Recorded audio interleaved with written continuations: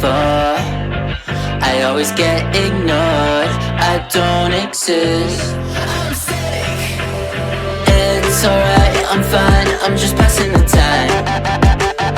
I need you in my life. When I'm with you I can't move, it feels like I'm losing my mind. Paradise, yeah, I kinda like it. In paradise, yeah, I kinda like it. In paradise, yeah, when can I see your face? Feel the same way, why don't you say my name? Yeah, yeah, yeah, yeah. In paradise, yeah, I kinda like it. In paradise, yeah, when can I see your face? Feel the same way, why don't you come over? Selamat pagi. Perkenalkan, nama lengkap saya Yulita Billy. Nama panggilan Yulita. Saya merupakan guru pengajar di SMA Swasta Manda Elu. Saat ini saya merupakan mahasiswa PPG dalam jabatan Angkatan 3 tahun 2023 yang berlokasi di kampus Universitas Mas Saraswati dan Pasar Balik. Nomor UKG 20169984198. Saya melakukan PPL di SMA Swasta Manda Elu dengan materi Hukum Mendel. Saya mengajar di kelas 12. Baik, Bu. Apa kabar hari ini? Baik. Sehat? Sehat. Terima kasih Tuhan atas kesempatan kita hari ini. Kesempatan yang kita ini Tuhan kami berdoa dalam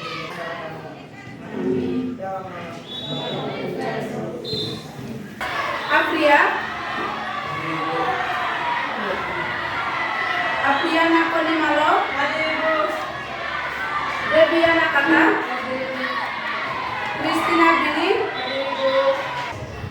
Oke, Ibu sudah ambil absen kalian. Jadi satu orang yang lupa ya. Jadi ada 14 yang hadir hari ini. Oke, baik. Menilai kemampuan atau mencek kemampuan kalian. Oke, Ibu akan membagikan soal pretestnya.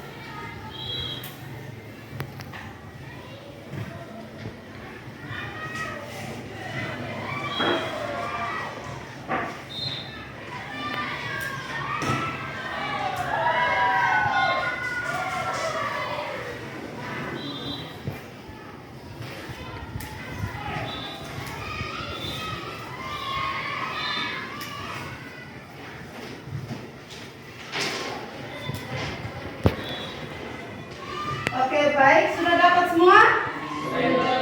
Oke, baik. Jadi kalian kerjakan soal pretest itu. Ibu kasih waktu kalian 5 menit untuk mengerjakan soal itu. Silakan untuk mengerjakan.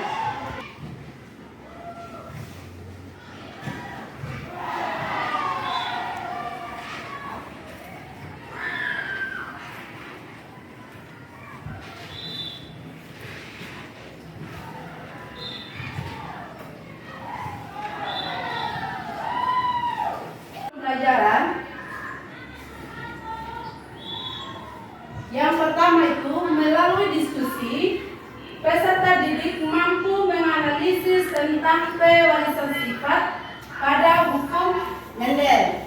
Yang kedua, melalui diskusi peserta didik mampu menjelaskan tentang persilangan apa? Monohibrid. Oke, baik. Jadi itulah tujuan pembelajaran hari ini. Yang pertama itu pewarisan sifat dan persilangan monohibrid. Oke, baik. Untuk kita mempelajari materi tentang pewarisan sifat dan persilangan monohibrid ini sangat-sangat penting untuk kita untuk kalian pelajari. Di mana nanti ketika kalian melalui tahap-tahap yang lebih tinggi, yaitu nanti ketika di jenjang yang lebih tinggi, kalian akan akan mempelajari atau mendapatkan materi tentang pewarisan sifat dan persilangan monolit. Itu sangat penting untuk kalian pelajari. Penting tidak? Oke, berarti kalau penting materi ini, kalian harus membaca buku. Ya, jadi untuk pewarisan sifat dan persilangan monolit ini sangatlah penting untuk kalian mempelajari ya. Oke, baik. Pembelajaran tadi. Kemudian sekarang Ibu akan membagikan kelompok di mana nanti satu kelompok lima orang ya. Jadi Ibu akan membagi kelompok kalian. Untuk kelompok ada 3 kelompok nanti, satu kelompok 5 orang, kelompok kedua 5 orang juga, dan kelompok ketiga 5 orang. Oke, baik. Jadi Ibu akan pilih kelompok 1 ya. Oke.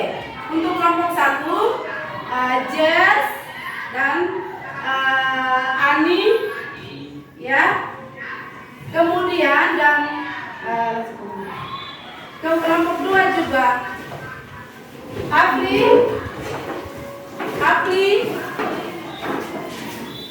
Oke.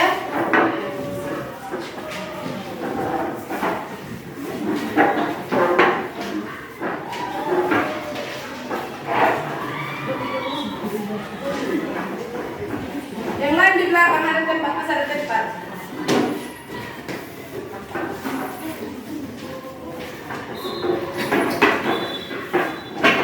Oke.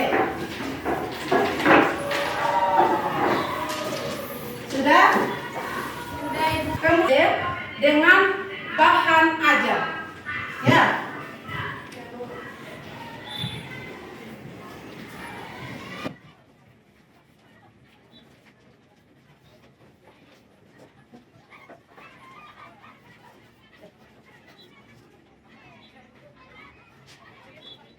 Yang kamu dapat dari gambar tersebut, kamu amati gambarnya, apa yang kamu temukan di situ.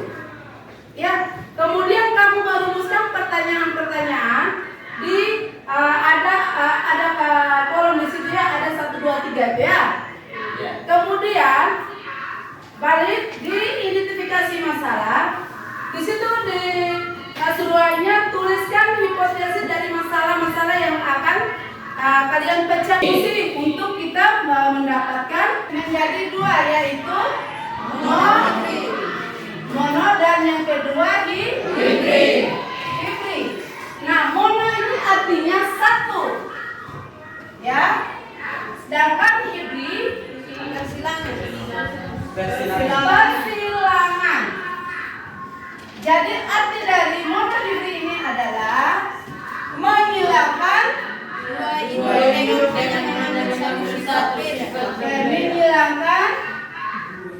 menghilangkan 2 induk dengan hanya mengambil 1 sifat beda. Oke, nanti setelah sudah selesai berdiskusi, kalian akan presentasikan, dan setelah presentasikan nanti, kalau sudah selesai presentasikan, nanti teman kelompokmu yang lain akan menanggapi. Mereka akan bertanya, ya. Oke, baik. Silakan untuk berdiskusi. Apakah sesuai tidak hasil diskusinya sebelum kalian presentasi begitu? Harus kerjasama yang baik.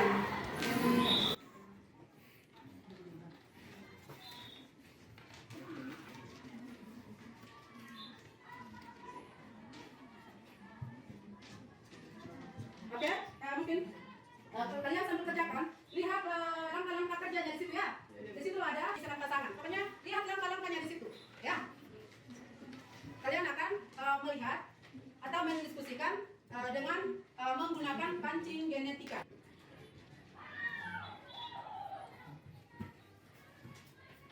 Silakan untuk berdiskusi.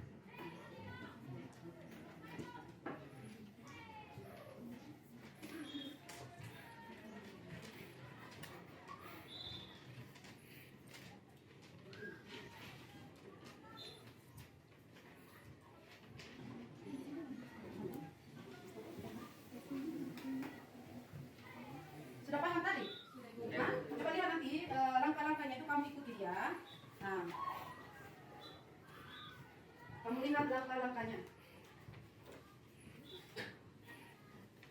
Baik.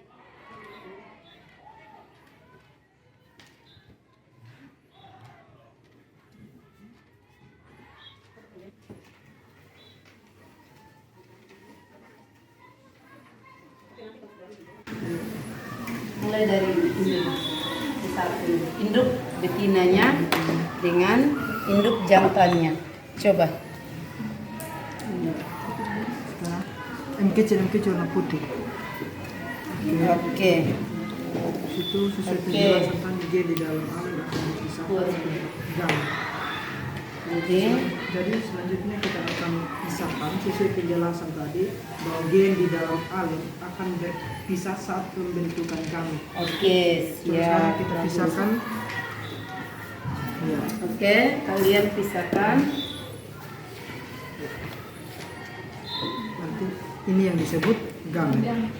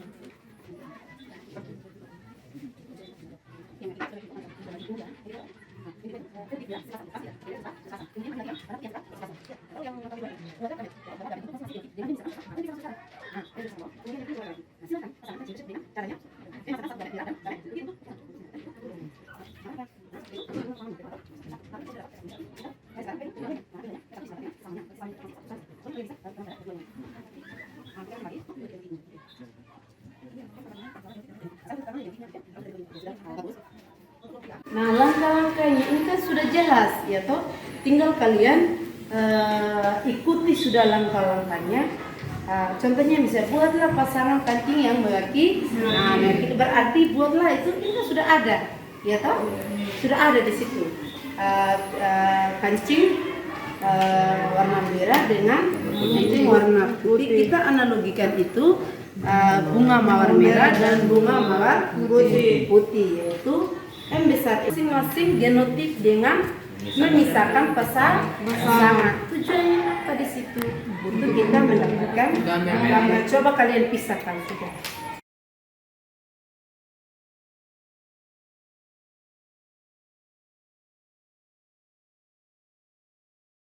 Kelompok yang lain, silakan perhatikan di depan.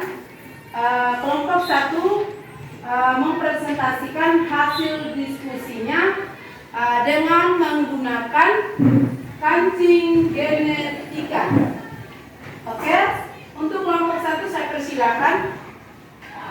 Baik, selamat pagi Bu, selamat pagi teman-teman. Selamat pagi. Ya, terima kasih waktu dan kesempatan diberikan kepada kelompok kami, kelompok 1. Nah, di sini kami berdiri untuk mempresentasikan hasil diskusi kami tentang persilangan membibit dengan menggunakan kancing genetika. Oke, langsung saja. Tahap pertama itu kan kita harus tahu dulu tentang induk dari betina dan juga induk dari jantan itu seperti apa sebelum kita menentukan gametnya. Oke, nah untuk induk betina teman-teman semua itu biasa disimbolkan dengan M besar dan M besar. Sedangkan pada induk jantan itu biasa disimbolkan dengan M kecil dan M kecil. Nah, tadi pada induk betina itu M besar itu juga dianalogikan atau dibandingkan dengan bunga warna merah. Nah, sekarang coba teman-teman, seperti ini yang dimaksudkan dengan M besar dan juga M besar dianalogikan dengan bunga warna merah. Itu untuk induk betina. Sedangkan pada induk jantan M kecil dianalogikan dengan bunga warna putih. Nah, seperti ini contohnya. Ya, jadi M kecil putih. Jadi ini untuk induk jantan. Oke. Setelah kita tahu bentuk dari induk jantan dan juga induk betina, sekarang kami akan menentukan gametnya. Sesuai hasil penjelasan tadi, bahwa untuk menentukan gamet, gen di dalam alen itu akan berpisah saat pembentukan gamet. Nah, sekarang kami akan pisahkan hancing genetiknya itu untuk mendapatkan gametnya. Oke, silahkan teman-teman.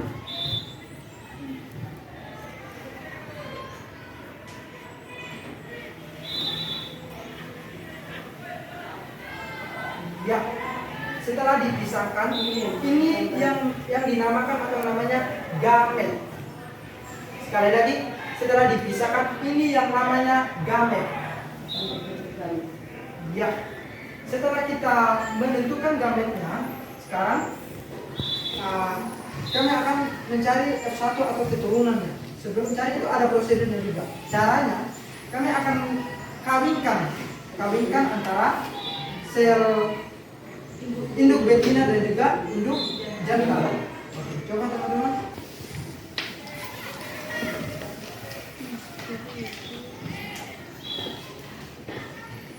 Ya. Setelah dikawinkan, di sini akan menghasilkan M besar dengan M kecil. Jadi ini yang dinamakan F1 atau keturunan pertama. Sekali lagi, ini yang dinamakan F1 atau keturunan pertama. Baik, setelah kita mendapatkan keturunan pertamanya F1-nya, sekarang kita akan mencari P2. Untuk mencari P2-nya, di sini F1 akan disilangkan dengan sesama jenis atau F1. Coba teman-teman.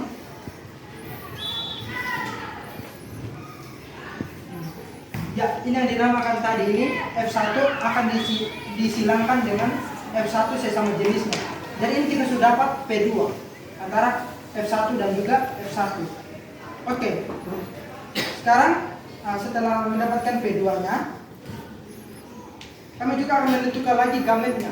Sesuai penjelasan tadi bahwa gen di dalam alen itu akan berpisah saat pembentukan gamet. Oke, sekarang coba teman-teman pisahkan.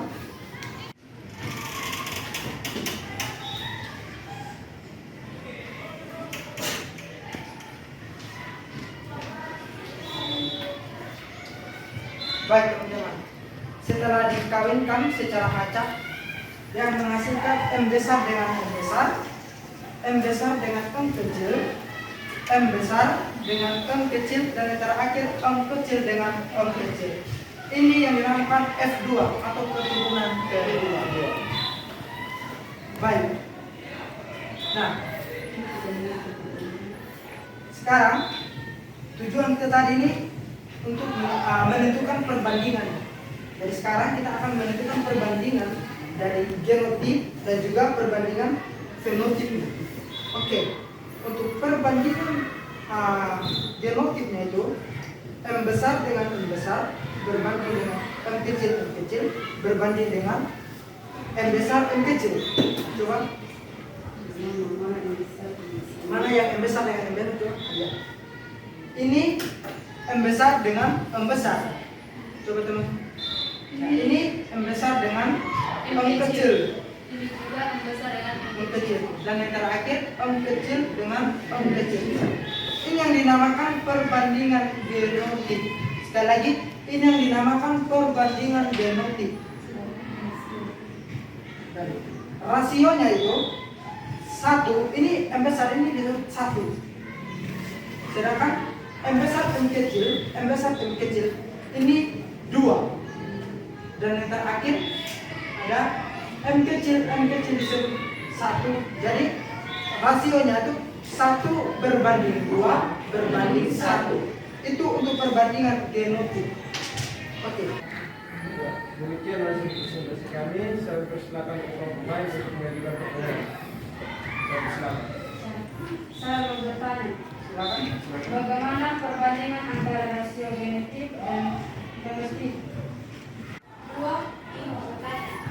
Bagaimana cara Anda mendapatkan F2-nya?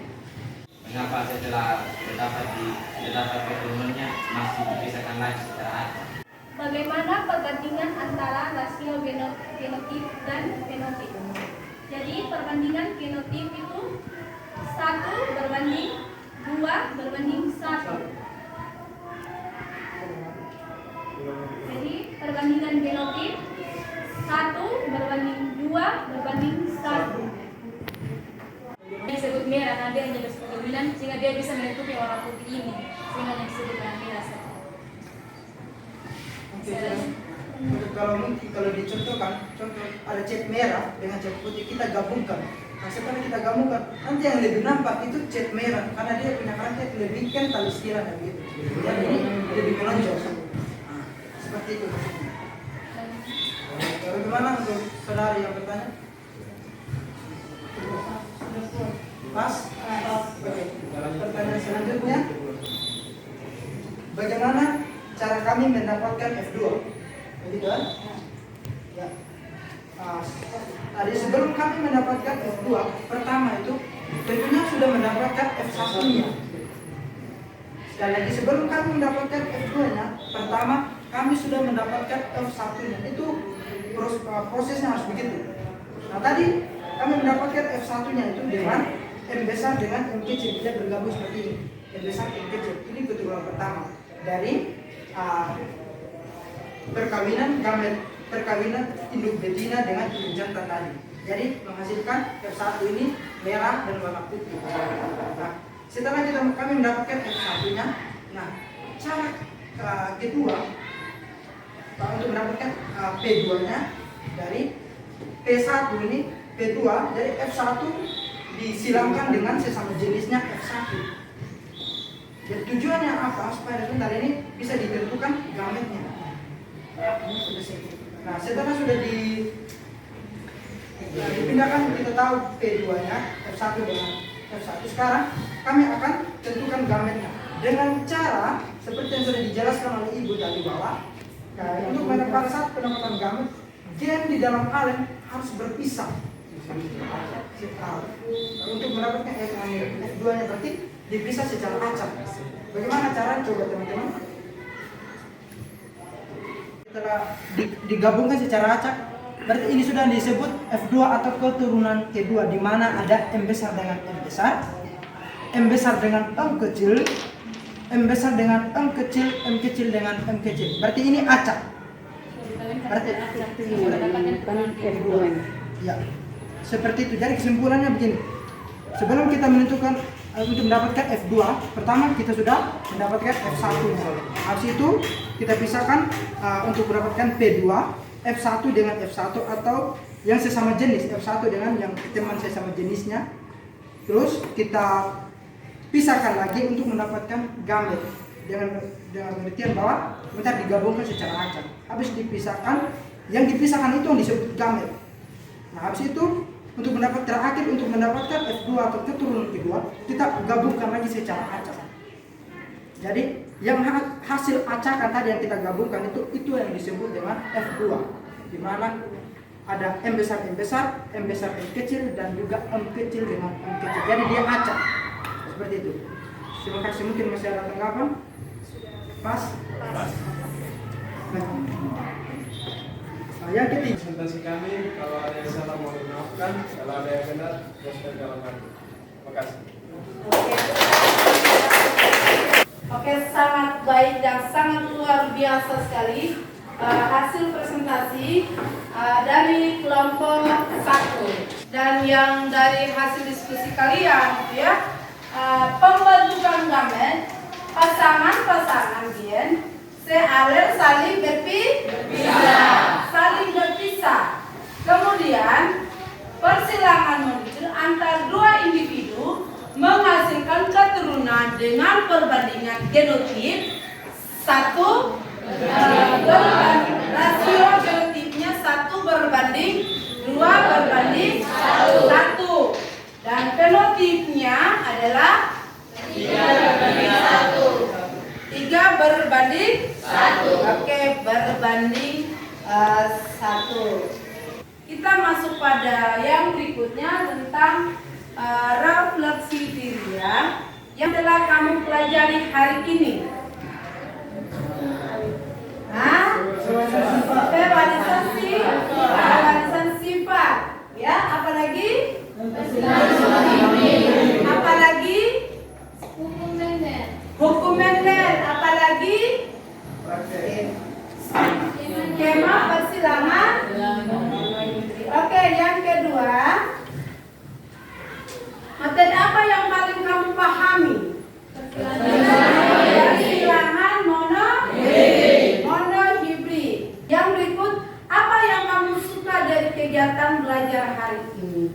Apa yang kamu suka? Ada praktek. Oke, ada prakteknya. Apa? Ada diskusi kelompoknya. Apa lagi? Kerjasamanya. Kemudian, bagaimana perasaanmu dalam kegiatan belajar hari ini? Senang. Apa lagi? Bahagia.